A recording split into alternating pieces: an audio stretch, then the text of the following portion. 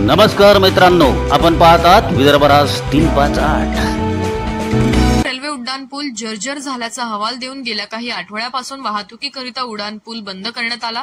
त्या दरम्यान उड्डाणपूल वाहतुकीकरिता बंद असल्याने अमरावती शहरातील राजकमल जयस्तंभ मालवीय चौकापर्यंत ट्रॅफिक जॅमची परिस्थिती निर्माण होत आहे। यावर अनेक पक्ष पदाधिकाऱ्यांनी प्रशासनाच्या विरोधात आपला संताप व्यक्त केला। या दरम्यान आता 15 सप्टेंबरला युवा काँग्रेसने सार्वजनिक बांधकाम विभागावर आपला संताप व्यक्त केला। राजकमल रेल्वे उड्डाण पुलाबाबत सार्वजनिक बांधकाम विभाग व रेल्वे विभागाने उड्डाणपूल निर्माण कार्याबाबत कोणती कारवाई केली याचा सार्वजनिक खुलासा करावा। राजकमल उड्डाणपुलाचे निर्माण कार्य तातडीने सुरू करण्यात यावे अशी मागणी करण्यात आली।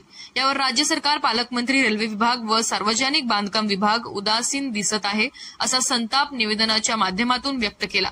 यावर पालकमंत्री चंद्रशेखर बावनकुळे यांनी कोणत्याही प्रकारचे गांभीर्य घेतलेले नाही। तसेच शहरातील जनप्रतिनिधी यांनी थातूरमातूर बैठकी घेऊन वेळ काढूपणा करीत आहे असा आरोप सुद्धा करण्यात आला।